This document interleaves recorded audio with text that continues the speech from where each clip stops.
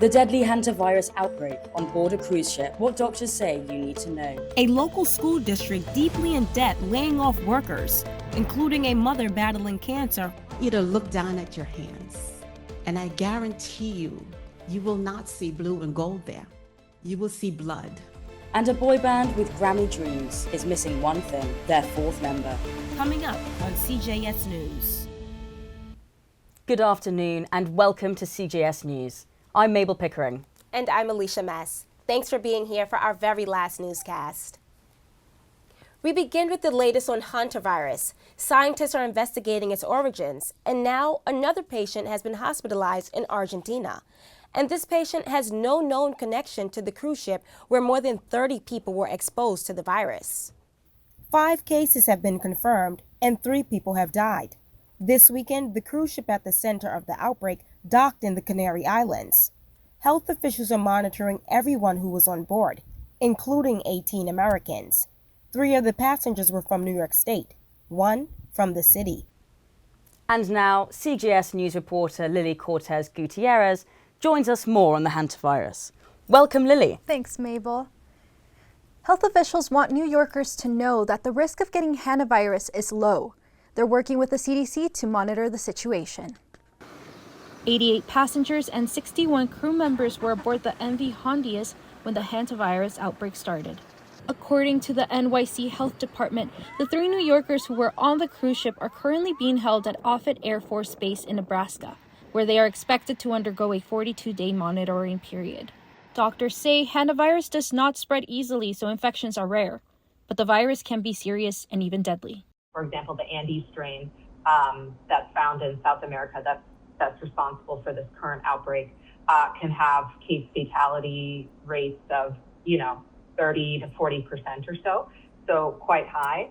News of the outbreak is triggering concern on social media, with some expressing fear of a second global pandemic. But infectious disease experts say this virus does not pose the same threat. This is not the early days of COVID. This is not highly transmissible. It's much more difficult to transmit from person to person than, for example, respiratory viruses like SARS-CoV-2 or influenza. So it really requires kind of prolonged close contact with someone who has the infection. Some New Yorkers say they're staying informed, not panicked. I know about what the hantavirus is, so I know it's not the same virus as COVID, so I don't really pay attention to social media playing it up. I actually am about to go and do a bunch of research because it's giving me a little bit of anxiety. Still, experts say outbreaks like this highlight broader concerns about preparedness worldwide. Politics right now of infectious diseases has become, challenging. So the World Health Organization has relied upon the United States for a large portion of its budget. And the World Health Organization has lost that budget. We're not really investing in the World Health Organization at this point. Dr. Lipkin says previous studies of New York rodents found that they weren't infected with the hantavirus strain connected to the current outbreak. Dr. Gunaratne says that while the hantavirus remains extremely rare for the general public and travelers, it's important to stay aware of your health signals, especially if you think you may have come in contact with an infected person or rodent. If someone does have sort of that exposure history, they should be watching for fever, muscle aches, cough, shortness of breath, things like that. Governor Kathy Hochul said she isn't sure when the New Yorkers will return from Nebraska, but she says public health experts will be ready for any potential scenario. Thank you, Lily. President Trump and Chinese President Xi Jinping are meeting face-to-face today in Beijing. The Iran war is a key topic of conversation. The White House says both presidents agreed that the Strait of Hormuz must be opened. Mabel has more.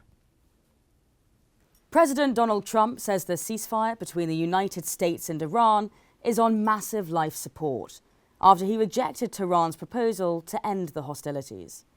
Talks between the United States and Iran have stalled again after Iran called for US war reparations, sovereignty over the Strait of Hormuz, and an end to American sanctions.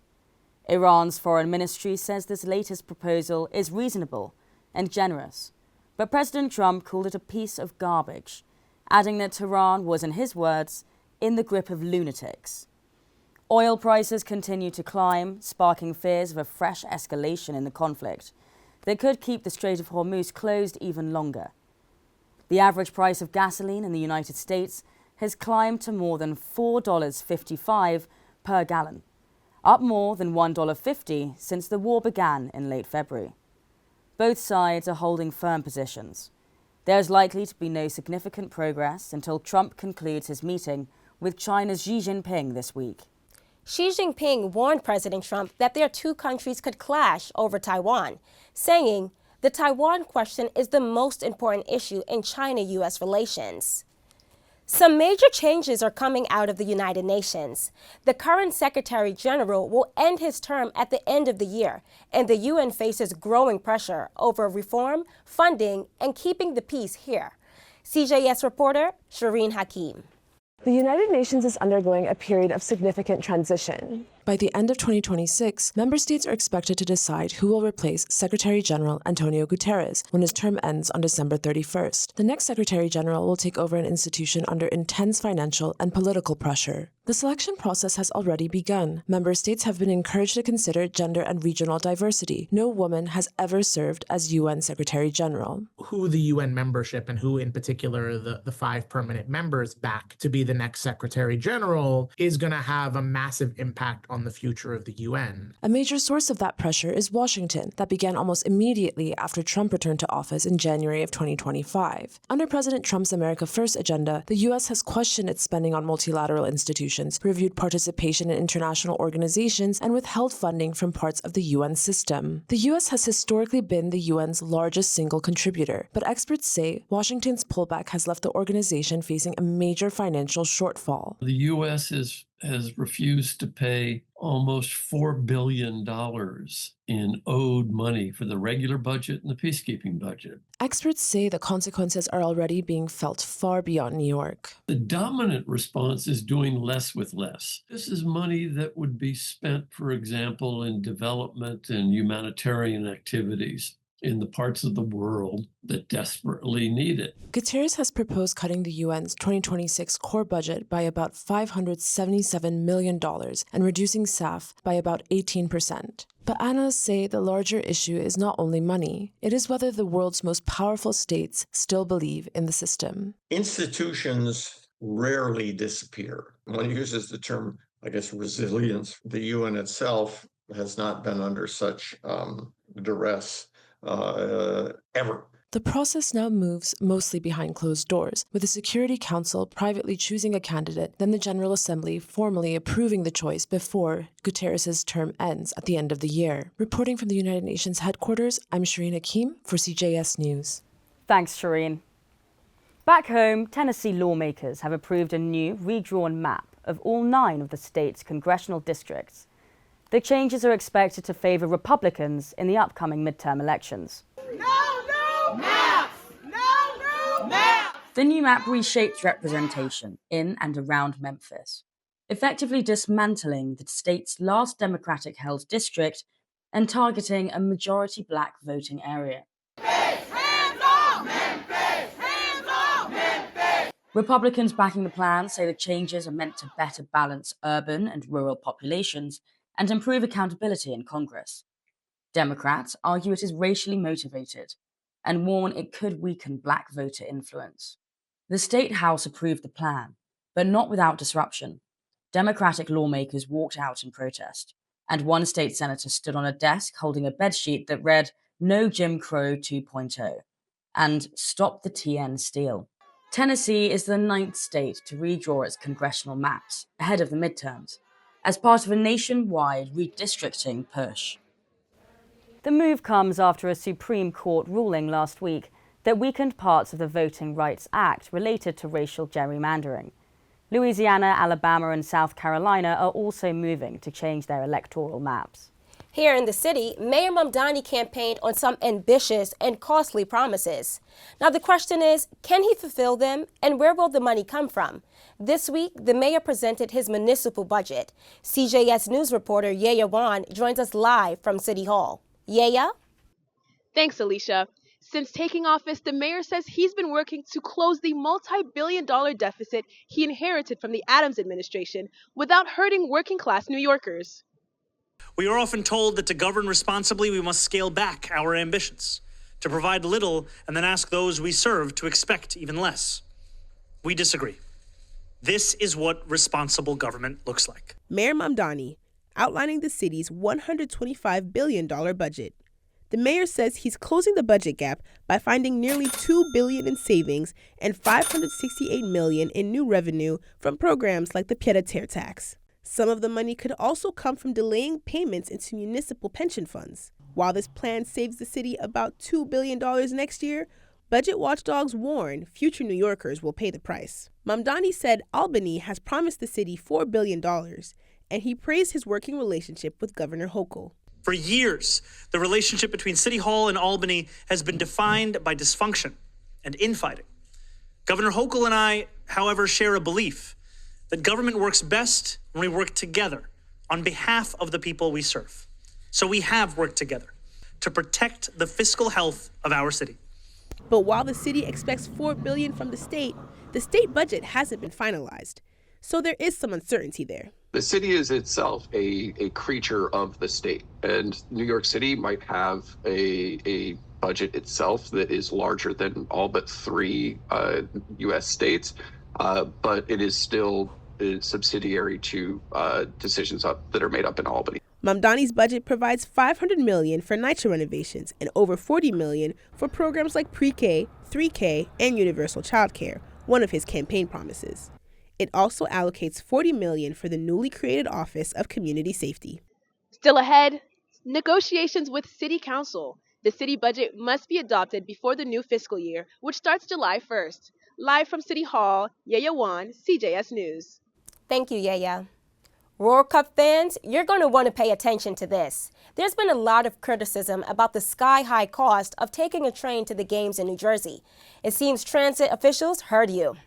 If you're thinking about taking New Jersey Transit to the World Cup, your trip just got cheaper. A little cheaper. A game day round-trip train ticket will now cost you $98. That's down from the original price tag of $150. The 30% price cut comes after a public outcry over the high price.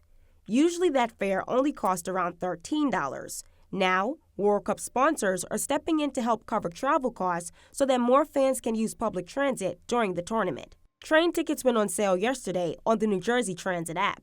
Mother's Day in New York City turned into more than just a Sunday celebration this year. It really did.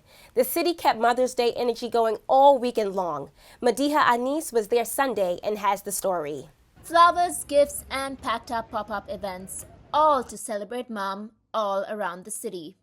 Mother's Day became officially recognized in 1914, honoring mothers and the role they play in families and communities. Celebrating Mother's Day by spending quality time with my mom. We made her breakfast in the morning, and we had some mimosas. And then we're just spending enjoying the day with her on these pop-up events, for example. Mother's Day is in full swing here at the Prada pop-up event, where people are trying on products to give to their moms. Shoppers picked up gifts from mothers near and far. My brothers and sisters are back in Spain, so they bought her a bag.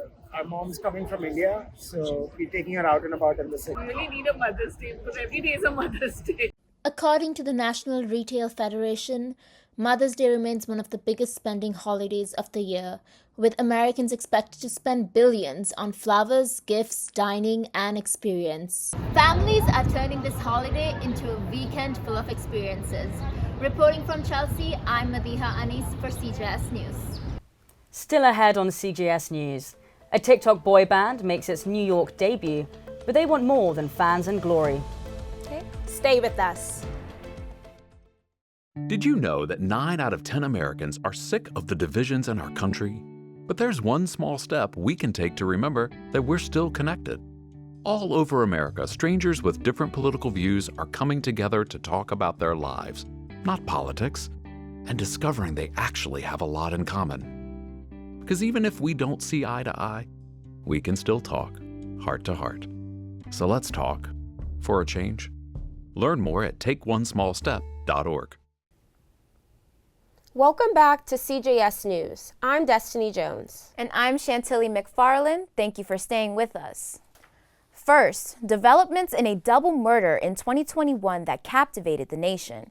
Alex Murdaugh's conviction for killing his wife and son were thrown out by the South Carolina Supreme Court yesterday.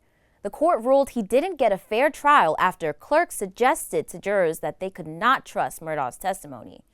He pled guilty to stealing millions from his family's law firm and clients, but said he didn't kill his wife and 22-year-old son. He'll remain behind bars as prosecutors look to retry him. Here in the city, rent could be going up for New Yorkers in rent-stabilized apartments, but a freeze is still possible. The city's Rent Guidelines Board has preliminarily approved a range of options. A 0 to 2% rent hike for 1-year leases and 0 to 4% for 2-year leases. Some tenants say they need the freeze because they can't afford to pay more, while landlords say they need rent increases so they have the means to maintain their buildings. The decision affects about 1 million rent-stabilized apartments across the city and keeps alive Mayor Zohran Mamdani's campaign promise to freeze the rent. I'm freezing your rent as the next mayor of New York City. Mamdani appointed 6 of the 9 members on the Rent Guidelines Board. Advocates say that this is the closest New York has come to a rent freeze since 2020. The Rent Guidelines Board will hold 4 public hearings and then they'll vote next month. There's a new name for a medical condition that affects 10% of women globally. That condition, polycystic ovarian syndrome, or PCOS, is now being called polyendocrine metabolic ovarian syndrome, PMOS. Experts say the old name failed to capture the true cause of the disorder. Symptoms include irregular menstrual cycles, infertility, and insulin resistance, which can increase the risk of type 2 diabetes. Experts hope the name change will expand funding opportunities and lead to earlier diagnoses and treatment. A major data breach disrupted Canvas, the online learning platform used by schools all over the world, including Colombia. The several-hour outage impacted nearly 9,000 schools, leaving students and faculty locked out of course materials, assignments, and grades as many were prepping for finals. The hacking group Shiny Hunters, linked to several major data breaches, were responsible, leaving a ransom note and demanding payment from schools. Canvas's parent company, Instructure, says it reached an agreement with the hackers. Reports suggest a payment was likely made. Canvas says stolen data like usernames, emails, and course info has now been returned and destroyed. The attack is now sparking calls for greater oversight and stronger cybersecurity protections for student data. Parents, teachers, and students in Hackensack, New Jersey are bracing for significant changes as the school district tries to close a $24 million budget shortfall. The district plans to cut all field trips, middle school athletics, and some high school coaching jobs. They're also laying off more than 150 workers, including teachers, administrators, and support personnel. Paraprofessionals who work with special needs students are being shifted from full-time to part-time roles, losing their benefits and health insurance. One of Hackensack's longtime paraprofessionals, Myrna Gotrell, is also a local rowing coach, and she's speaking out about the cuts. Gotrell has stage 4 cancer. She's about to lose her health insurance, which covers her chemotherapy. I want you to look down at your hands. And I guarantee you will not see blue and gold there. You will see blood. Stay with us. We'll be right back. Hurricane Helene, devastating impacts on the Southeast. Now it's time to help the people and communities who need it most. To make a one-time financial gift to the American Red Cross, scan the QR code on the screen. Make sure to select I want to support Hurricane Helene and enter how much you'd like to donate. Or go to redcross.org/donate. Together, we will make a difference for those recovering in hard-hit communities.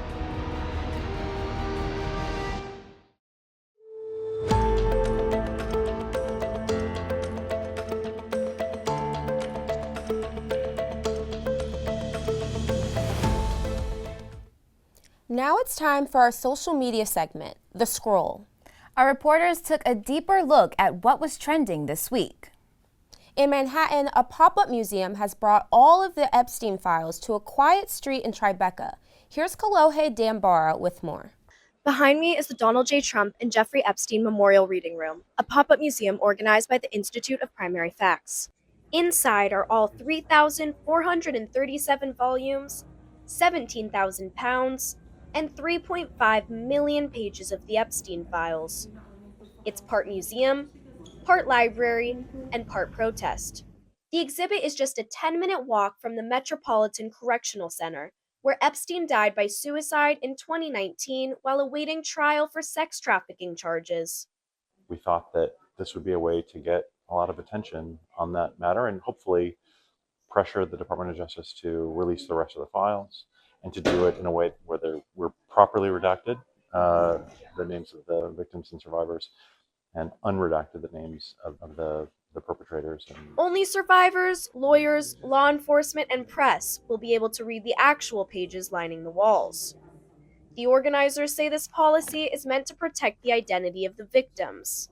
We've had quite a few survivors that have come in, some of whom have come in and we've pulled books down and actually found their names and found their identifying information. In addition to the files, the museum includes a timeline of Trump and Epstein's relationship.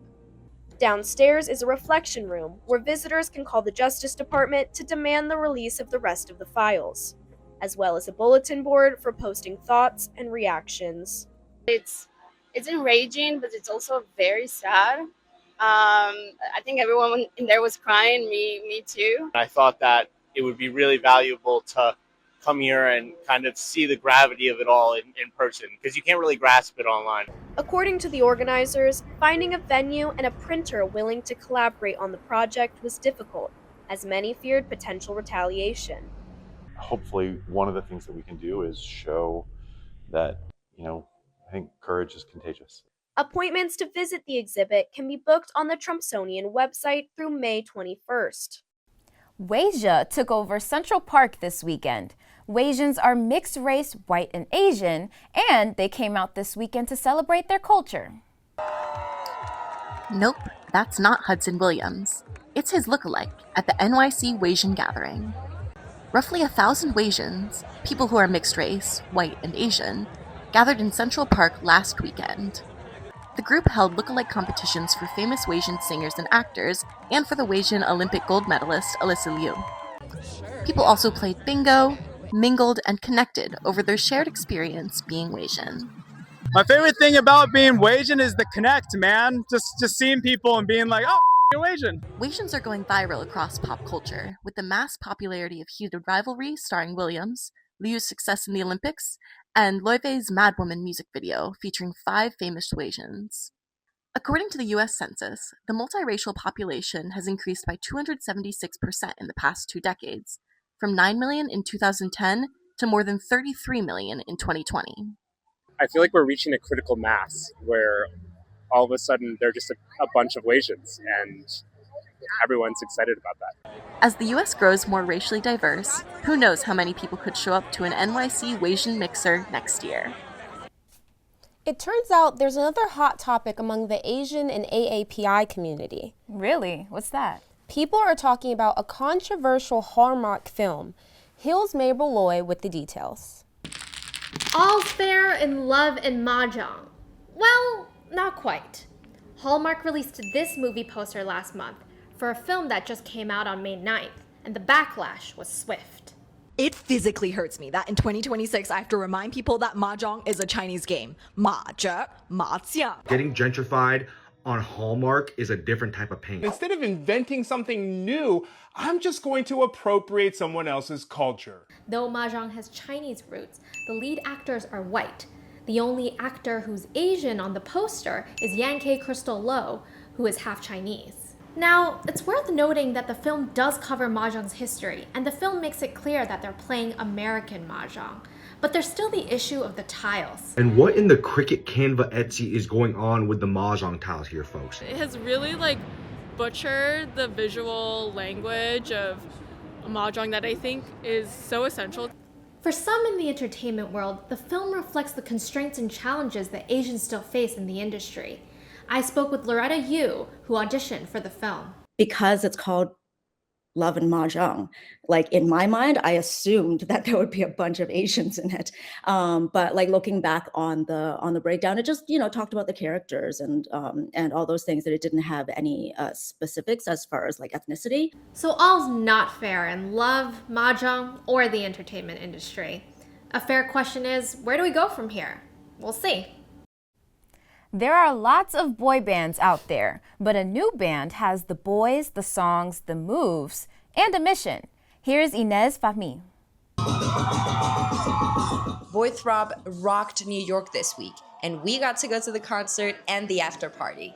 The band has gone viral and won fans over around the globe, all with a goal. They can sing, they can dance, they can do it all. Good Samaritans are getting Darshan their visa, so power to Darshan. Boy Throb is trying to bring their bandmate, Darshan Magdoom, from India to the US on a visa. They post covers with new lyrics all about Darshan.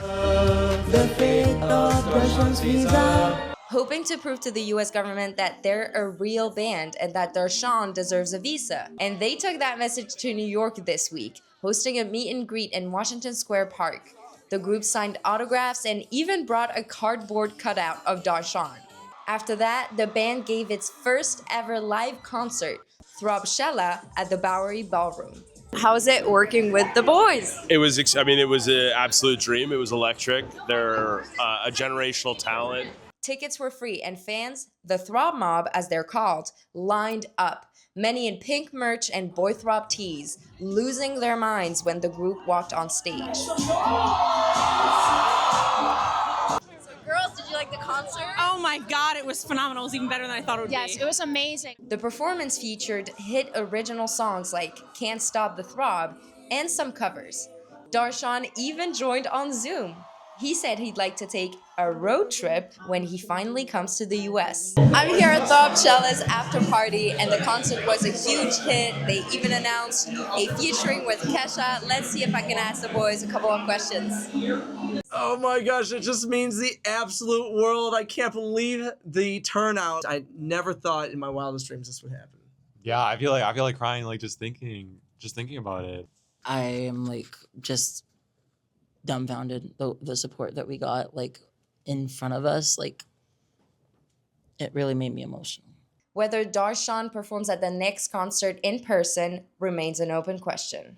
That's so interesting. Would you go see them? I think I would, and I love the touch of the cardboard cutout. And when we return, go behind the scenes with a young playwright. Stay with us. We'll be right back.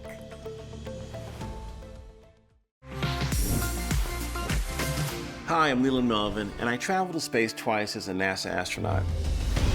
Space technologies help protect our precious Earth. Space helps us monitor changes in carbon emissions, track the pace of climate change. It even helps us fight natural disasters. Make sure that you get out to your local science museum or go to spaceforall.us to explore and learn about space and science. Space is for all. Finally, we head to the theater where a young playwright is making her New York City debut. Our CJS News producer, Jules Vargas, introduces us to a woman whose Broadway dreams may just come true.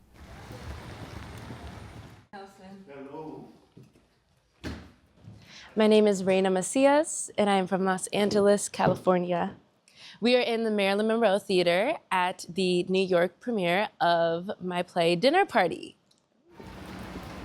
It was inspired by The Important of Being Earnest, A Doll's House, Edgar Allan Poe, and an Ernest Hemingway short story. And I thought, what if these characters all sat down at a dinner party and we actually gave them stories of their own life? I think the moral of the play is that everybody is going through something, even if they have a smile on their face. And also that in order to get through hard things in life, you need to keep moving forward instead of looking backwards. Mm-hmm. Because the more you look back, the more you stay in your past. The end goal is to hopefully get a fellowship for this play so that I can develop it full length and to get a off-Broadway or Broadway run. I don't know how to put you. I'm just trying to understand what's going on. It's showtime. We wish her all the best. That'll do it for us on CJS News. I'm Destiny Jones. And I'm Chantilly McFarland. It's been a privilege bringing you these stories for the last few weeks and to have the guidance, support, and encouragement from our professor, Jamie Becker.